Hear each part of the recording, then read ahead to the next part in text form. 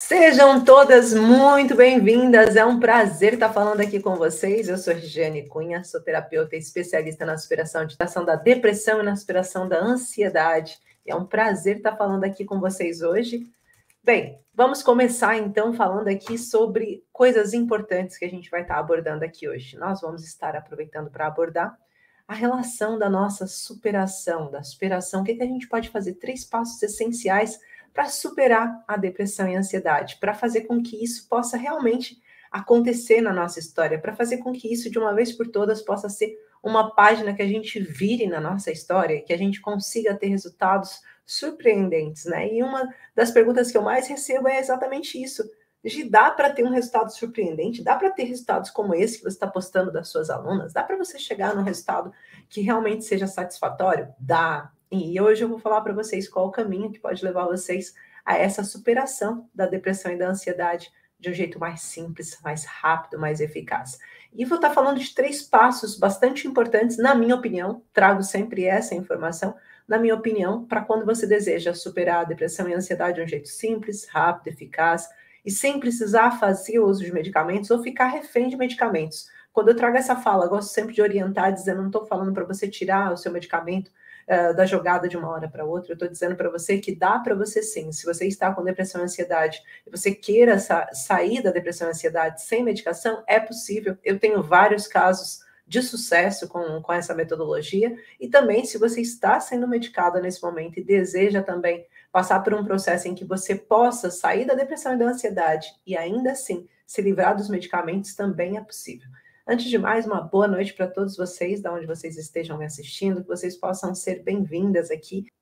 Os momentos importantes que você deixa de ter calma por causa da doença.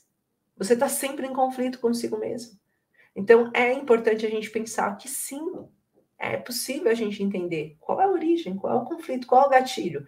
E quando a gente fala de origem, a gente tem que entender o gatilho, mas também precisamos entender qual é o escudo que está por trás desse gatilho. Qual o escudo que faz com que eu, de repente, passe a ter enxaqueca? Qual é o escudo que faz com que os meus sintomas apareçam? Os escudos é o que faz com que os seus sintomas apareçam. Os escudos, eles fazem com que você comece a ter manifestações sintomáticas bem distintas. E esse é o motivo que faz com que a depressão da Lena seja diferente da depressão do Lobo, da Maria. É totalmente diferente.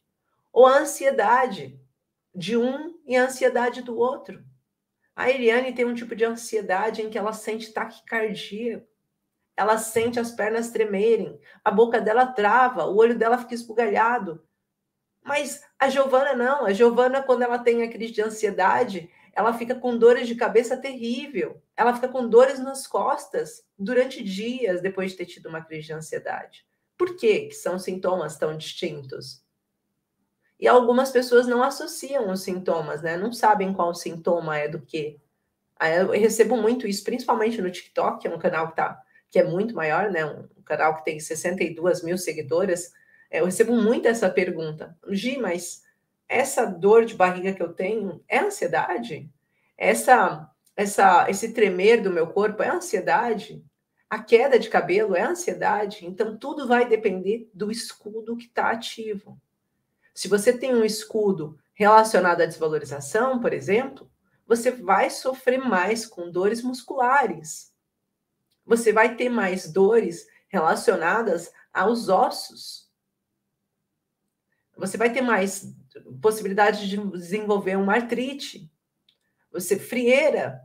Você vai ter mais probabilidade de desenvolver esse tipo de coisa. Ou até mesmo essas urticárias, né? Porque estamos a falar também do tecido da epiderme, que podem estar ativos, da derme e epiderme, que podem estar ativos. Então, o escudo vai dizer para a gente qual é o tipo de conflito que está por trás. O escudo ele vai mostrar para a gente que existe um conflito por trás, e esse conflito ele vai trazer essa resposta. Então, é necessário a gente saber sempre qual é a resposta, qual é o conflito que está por trás, qual é o escudo.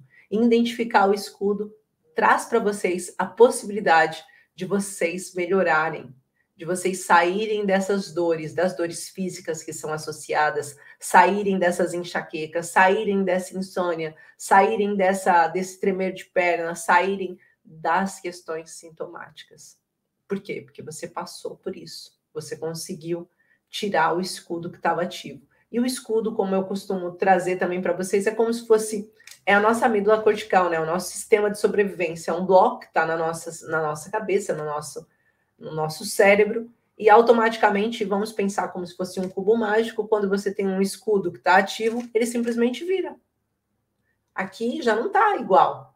Então agora ele está deixando acontecer coisas que antes ele não deixava. E eu preciso colocar ele de novo. Então, quanto mais vocês passam pelo escudo, mais acontece isso aqui, ó. Mais ele vira. E vocês precisam ter alguém que consiga fazer com que isso tudo volte ao normal. E quando tudo volta ao normal, tá feito. Quando tudo volta ao normal, vocês conseguem resolver o conflito, vocês conseguem resolver essa situação. E como que é feito para resolver o conflito? Como que eu posso, Gi? Essa é uma pergunta que eu recebo muito. Como que eu posso resolver o conflito? Como que eu posso resolver os meus escudos? Um processo de desativação. Só com um processo de desativação que você vai conseguir resolver o seu conflito da depressão, seu conflito da ansiedade.